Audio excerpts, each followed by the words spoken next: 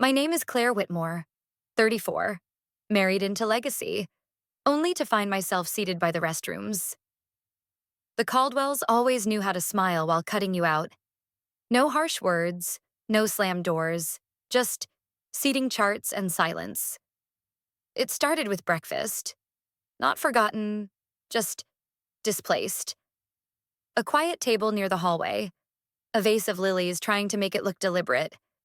Nathan didn't defend me. He called it tradition. And I sat there, alone with a perfect manicure and a heart slowly splintering. If you've ever been sidelined so politely, it almost felt like your fault. Stay with me. Because what they called family values, I called erasure in slow motion. The morning sunlight spilled across the marble floors of the Ocean View Resort, painting long, golden streaks that clashed sharply with the coldness in my chest. The sea outside shimmered like a postcard, perfect and unreachable, just like everything in this family. I adjusted the strap of my dress and walked slowly toward the breakfast area, heels tapping softly over the polished stone, heart pounding faster than I liked. A server with a polite smile intercepted me. "Mrs. Whitmore?" he asked, and I nodded. "This way, please." He gestured, leading me not toward the grand table near the bay windows, where the rest of the Caldwell clan was already seated, but to a small, round table nestled unceremoniously near the hallway leading to the restrooms. There was a vase of lilies on it. A nice touch if you didn't know what it meant. I blinked. "Is this a mistake?" "No, ma'am. Mr. Nathan Caldwell said this would be more convenient." His smile didn't reach his eyes. I turned. There they were. Susan, Richard, Lauren, and of course, Nathan. All seated at the main table, their plates half full, napkins folded perfectly. Susan was laughing lightly at something Lauren had said. No one even glanced in my direction. I hesitated, a beat too long. Then I saw Nathan stand, walk over, not too fast, not too close, and put his hand on my elbow like he was guiding a confused child. "Claire, come on. It's just breakfast." I opened my mouth, closed it. "Is there a reason I'm not sitting with you?" His smile was tired, tight. "It's how Mom does things. Don't make this a big deal, okay?" "Just for today." "Right. Just for today." I sat, alone, back straight, face arranged in something neutral, something pretty. I could still hear their laughter. The waiter poured my coffee with the kind of pity I didn't want to see. From the corner of my eye, I saw Jade. She stood near the reception area, pretending to scroll on her phone, but her eyes flicked toward me, sharp, concerned, alert. She wasn't supposed to interfere, but her posture said everything. "Are you okay?" I wasn't. But I smiled. Eggs arrived. I took a bite. Warm, flavorless. Susan glanced over once, just once, and raised her glass slightly as if in mock cheer. Lauren followed her lead with a smirk so sugary it hurt my teeth. Nathan, back in his chair, didn't meet my gaze. "Family tradition," he had said. I tried to remember if the Caldwells had ever considered me family. Every holiday, every function. I'd been present, yes. But included? A conversation from last Christmas whispered through me. "The seating is set, Claire. Maybe next year." "There's a family photo, Claire. Can you take it?" "We just thought it would be easier if you didn't join the inheritance call. Nathan can explain everything." It hadn't started this morning. It had just gotten harder to ignore. I took another sip of coffee, fingers trembling slightly against the cup. I looked down at my perfectly manicured nails, then back up. And for a brief second, I caught my reflection in the polished silver teapot beside me. I didn't recognize the woman staring back. Susan was now orchestrating some toast, her voice sharp and clear. "To the first day of summer and to our family, may this week bring joy and memories." A gentle chorus of "Hear, hear" followed. I wasn't included. Nathan's glass barely touched his lips, and something inside me moved. just a slight shift, like a tremor before an earthquake. I'd come here to be with my husband, to make peace with the things I'd quietly accepted. But all I felt was distance. It was just breakfast, right? Then why did I feel like something inside me had snapped? I'm sorry, Claire. This afternoon is for the Caldwell women only. I paused halfway through tying the sash of my robe. My hand froze, stilling the soft silk at my waist. Susan's voice was steady, light. Her smile, as usual, was tight, almost too perfect. Behind her, Lauren stood with arms folded, already wrapped in a designer spa robe and flip-flops that matched her manicure. Both of them blocked the entrance to the spa's private wing like guards of a kingdom I apparently didn't belong to. I thought, I began, then stopped. What did I think? That marriage had made me one of them? That a shared last name opened doors instead of closing them in my face? Susan tilted her head, eyes narrowing ever so slightly. It's a little tradition. The Caldwell women always gather here before the banquet. You know, to connect. Lauren leaned closer, adding with a saccharine smile. It's nothing personal, just original bloodline stuff. Heritage bonding, we like to call it. I felt the flush rise up my neck. I looked over my shoulder for Nathan, but he wasn't there. He'd vanished after brunch with the words, "Mom wants the afternoon to be easy." She thought, maybe you'd enjoy some time to yourself? Time to myself.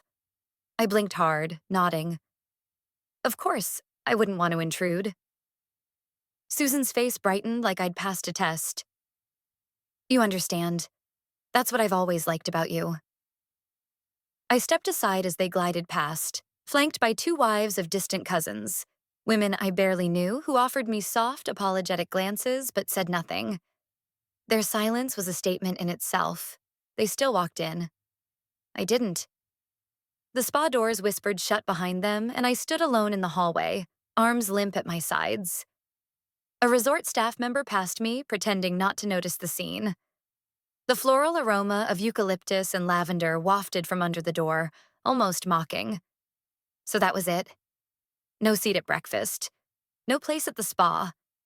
No role at the banquet.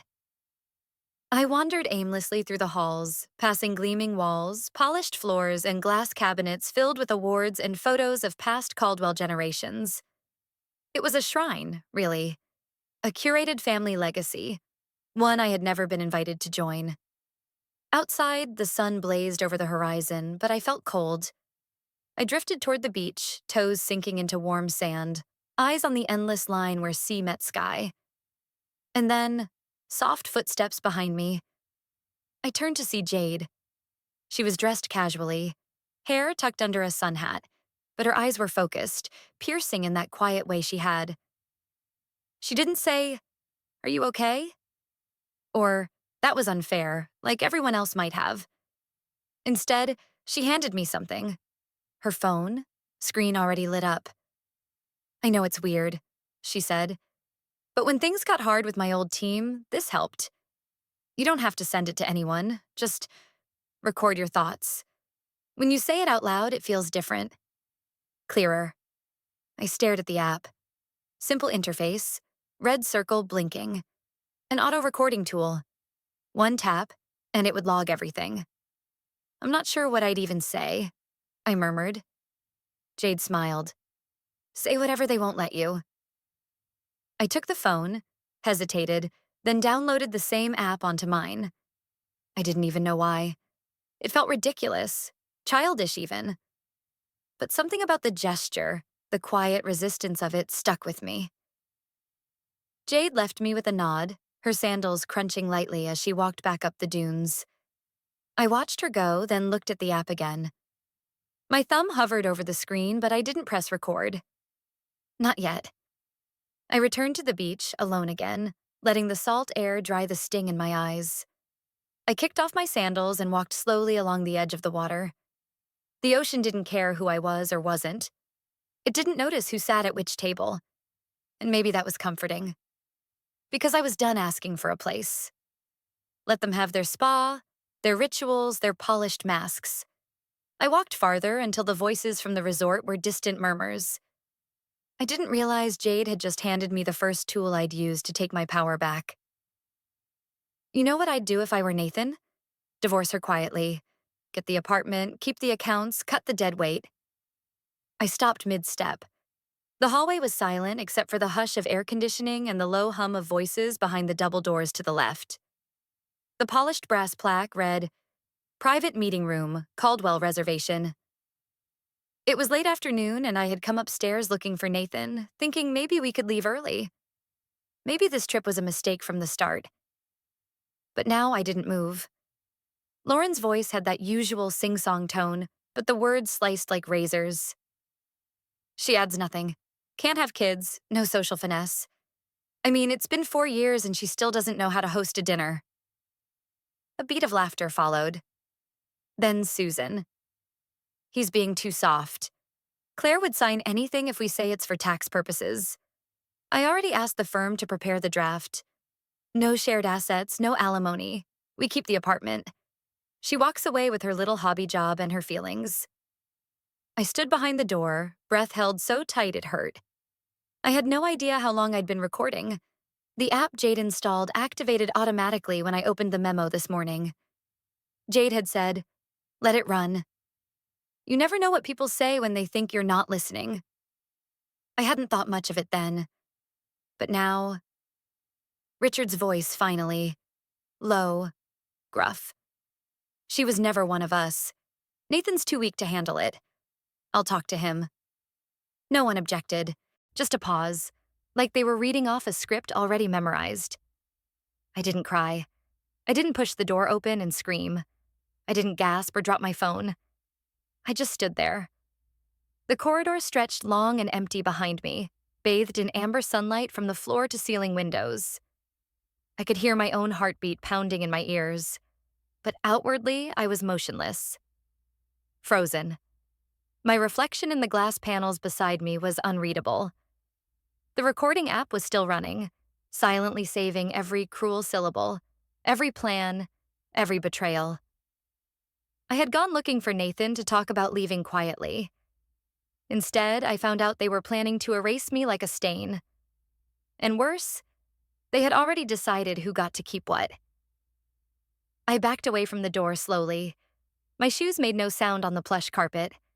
My body moved on instinct, but my mind was somewhere else entirely.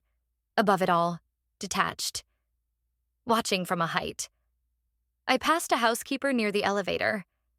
She smiled politely. I nodded back. When the doors opened, I pressed the button for the ground floor.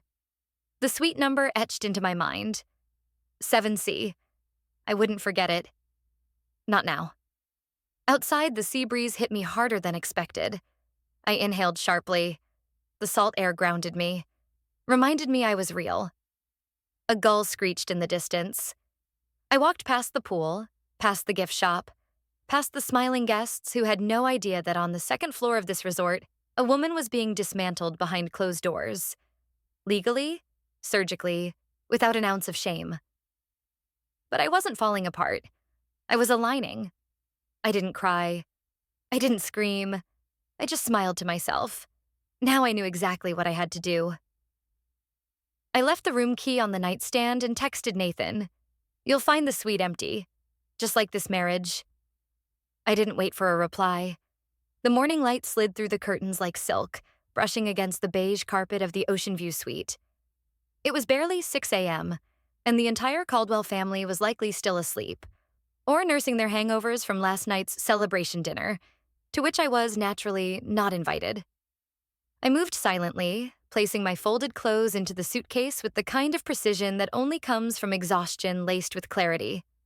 No trembling hands. No last-minute doubts. I zipped up the bag and wheeled it to the door. On the dresser, I placed my resort keycard, perfectly aligned beside the unused spa voucher Lauren had accidentally left for me yesterday. The absurdity almost made me laugh. I took a photo of it, not for evidence, just closure. Then I pulled out my phone. Text to Jade. Plan B? Her reply came instantly. Jade. Room ready. No one knows where you are. No questions, no judgments. just action. A soft knock from housekeeping echoed in the hallway as I stepped outside and pulled the door shut behind me, gently but firmly. That sound, it felt final. I didn't look back. Downstairs, the lobby was empty except for a lone concierge and a sleepy bellhop. I nodded politely but declined assistance. In less than 5 minutes, I was in the back seat of a black town car, the leather cool beneath my fingertips, the air filled with the soft scent of citrus from a discreet air freshener. The car pulled away from the Ocean View Resort, and just like that, I was gone. Montauk Point was 40 minutes down the coast. I watched the shoreline roll past, dotted with early morning joggers, fishermen setting up for the day, gulls diving into waves that glistened like poured glass. The further we drove, the easier it became to breathe. When we arrived, Jade was already waiting in the lobby. No clipboard, no dramatic reunion. Just a quiet nod and a hand lightly placed on my suitcase. "Upstairs," she said. "Corner suite." The room was sun-drenched and serene, with white linen curtains drifting like breath in the open windows. The ocean looked different here. Less like a backdrop and more like a promise. I dropped my bag by the door and stepped out onto the balcony. Below, a woman in a wide-brimmed hat walked a golden retriever across a pebbled path lined with beach roses. The breeze smelled of salt and sagebrush. I stood there for a while, arms folded on the railing, eyes following the tide. No schedule, no roles to perform. Just me. Inside, my phone buzzed. "Nathan. Nathan, where are you?" This isn't funny. I turned off the screen and placed the phone face down on the table. A quiet moment passed. Then I remembered the app. I hadn't opened it since yesterday. Not really.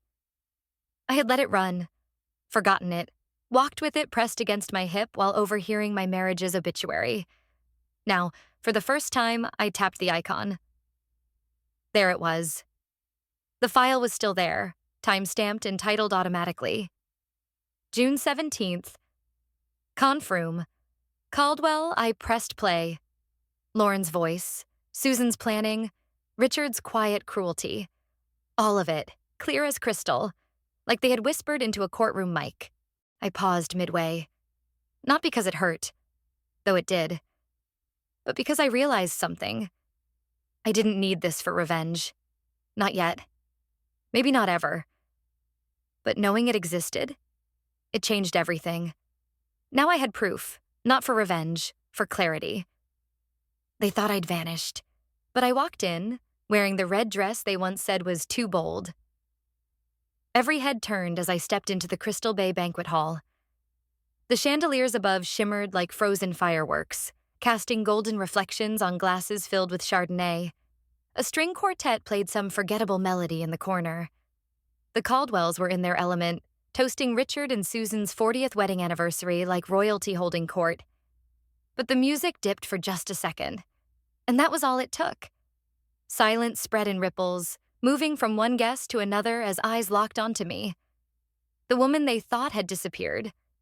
The one they thought too fragile to endure. Too quiet to fight back. Too bland to matter. Until now.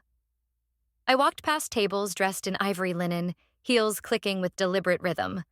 I didn't rush. The red silk of my dress flowed behind me like a banner. The same dress Lauren once called attention-seeking. The one Susan said wasn't elegant enough for family functions. Now it was the only thing anyone could look at. Nathan stood near the dais, frozen mid-conversation with a second cousin. His expression morphed from confusion to disbelief. He looked around. For confirmation? For help? But no one moved. I reached the center of the room, just below the elevated platform where the family sat. I didn't need a microphone.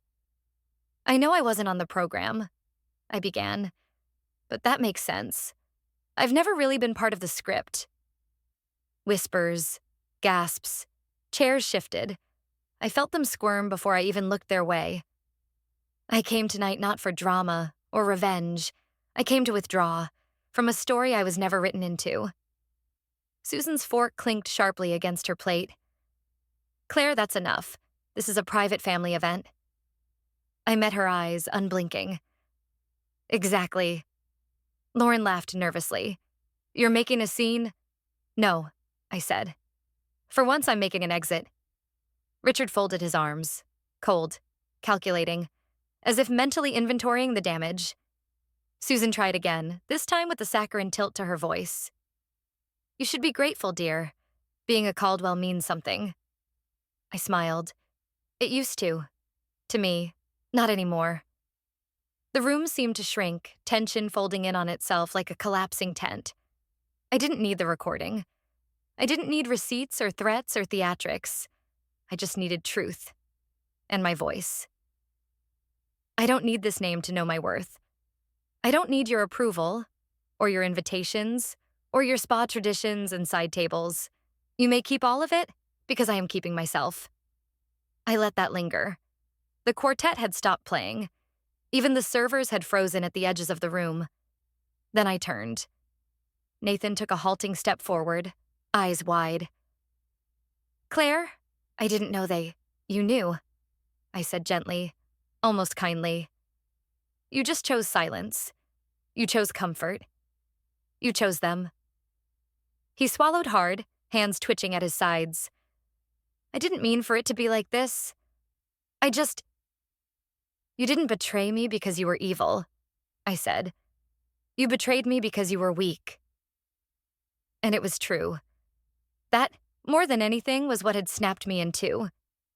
He looked like he'd been slapped, like the breath had been knocked out of him. But I wasn't angry anymore. I wasn't anything. I turned back toward the exit. My heels didn't click as sharply this time. The carpet had changed beneath my feet. Or maybe I had. A door opened ahead, and I walked through it without looking back. The best part? I didn't even feel sad anymore. They thought I'd vanished, but I walked in wearing the red dress they once said was too bold. The hush that swept across the Crystal Bay banquet hall was instantaneous. One by one, heads turned, forks froze midair, and glasses hung in suspended cheers as I stepped through the gilded archway. The air was heavy with perfume, candle wax, and expectation. But none of them expected me. I walked in slowly, each step deliberate, the hem of my red silk dress whispering against the marble floor. I didn't smile. I didn't look for approval. I let the tension work for me, stretching the silence like a taut thread ready to snap. Susan, in her navy taffeta gown, blinked twice before her lips tightened. Richard's brows furrowed. Lauren's smile twisted into something sour. And Nathan. Nathan looked like he'd just seen a ghost he thought he'd buried with paperwork and polite lies. I made my way past the clusters of guests, their conversations now hushed murmurs trailing in my wake. The chandeliers above sparkled like eyes watching everything. I didn't speak until I stood directly in front of the head table, facing them, the Caldwells in full dynasty pose. I know I'm not on tonight's program, I said, my voice carrying without effort. But then again, I never really was. A few gasps, a clink of silver against china. Somewhere a violinist faltered. I won't take much of your time. I came only to say this. I withdraw from the story I was never written into. Lauren rolled her eyes, a scoff barely concealed behind her champagne flute. Oh, please. Susan lifted her chin. Claire, this is neither the time nor the place. But it is the truth, I said, and truth fits anywhere. Nathan stood abruptly, half reaching toward me. Claire, let's talk. No. I turned to him. You had your turn. Susan's voice came sharp and forced. You should be thankful. Being a Caldwell comes with a legacy, a place. I no longer need them to know my worth. I cut in, calm and clear, because I finally do. My gaze swept over them. Lauren's rigid posture, Richard's barely concealed disdain, Susan's curated grace cracking at the edges, and I didn't flinch. I didn't cry. I didn't crumble. I was not here to beg for space. I was here to vacate it. Turning slowly, I began to walk away. Claire, Nathan's voice cracked. He stepped off the platform, catching up just as I reached the doors. I stopped, turned to face him just once more. "You didn't betray me because you were evil," I said, looking directly into his eyes. "You betrayed me because you were weak." He opened his mouth, but nothing came out. I didn't wait for a reply. I walked out into the night, my dress catching the breeze, the city lights stretching far ahead, clean, open, untouched by the Caldwells. The best part? I didn't even feel sad anymore. The red dress wasn't just a choice. It was a declaration. In a room built to uphold appearances, Claire tore down the illusion with nothing but composure and truth. When injustice is met with quiet defiance, even the most polished facades crack beyond repair. Sometimes the most powerful revenge is simply walking away with nothing left to prove. Because no lie lasts forever when truth walks in uninvited. They thought I'd vanish quietly, but I left a silence they couldn't ignore. No tantrum, no threats, just one woman in red, choosing herself over legacy. And now, let them keep their name. Because I've reclaimed something far more valuable. My voice. If you've ever been made to feel small in a room you helped hold together, tell me in the comments. Were you ever left out so gracefully? You almost said thank you? And don't forget to subscribe. Because sometimes the softest goodbye makes the loudest echo. Thank you, truly, for staying with us until the very end of this story. If you're still here, reading these words, that means you didn't just let this play in the background. You didn't skip ahead. You chose to be present, to feel, to witness what so many people are too quick to overlook or too uncomfortable to name. And that matters more than you might realize. This wasn't just the story of Charlotte. It wasn't just about a chair placed too close to the kitchen or a smile that hit 1,000 cuts. It wasn't about family politics or overlooked talent or even the way silence was used as a weapon. It was about all of us, those who've ever been left off the list, sat at the wrong end of the table, talked over, dismissed, rewritten, or told to be grateful for crumbs we built the table to hold. Maybe you know what it feels like to be spoken to like you're temporary, to be handed a compliment that's really a warning, to feel the sting of a backhanded, "We're just looking out for you," to shrink so that someone else can feel bigger in the room. If that's you, this wasn't just a story. This was a mirror. A quiet, powerful acknowledgement that you've been seen, that your experience is valid, that you are not crazy, you are not too much, you are not alone. Here, we don't tell stories with perfect endings, because life rarely gives us those. What we tell are the stories that linger, stories that stretch across years, sometimes decades, stories where justice doesn't arrive in a speech, but in an email chain, a notarized document, a quiet decision to stop explaining yourself. Because we believe in truth, not the kind that explodes, but the kind that endures, the kind that outlives gossip, outshines silence, outlasts performance. Justice doesn't need a spotlight. It just needs light. And once truth is seen, truly seen, it cannot be unseen. So thank you. Thank you for staying, even when the story got heavy. Thank you for not skipping past the discomfort. Thank you for choosing presence over passivity, awareness over distraction, and courage over convenience. You, yes, you, are why we keep doing this. Not for clicks, not for trends, not for applause, but for moments like this, where someone out there feels less alone, more grounded, more clear. If this story stirred something in you, if it reminded you of a door slammed too early, or a room you were never invited into, or a version of yourself you had to bury just to survive, then we hope this is not the end of your reflection. We hope it's the beginning of something much more powerful. A reclaiming, a rewriting, a return to what's always been yours. We'll still be here, telling the stories someone once tried to bury, speaking softly but with purpose, not shouting to be heard, but speaking to remind you that your silence doesn't mean surrender. And your voice, when you're ready to use it, will echo longer than any insult ever could.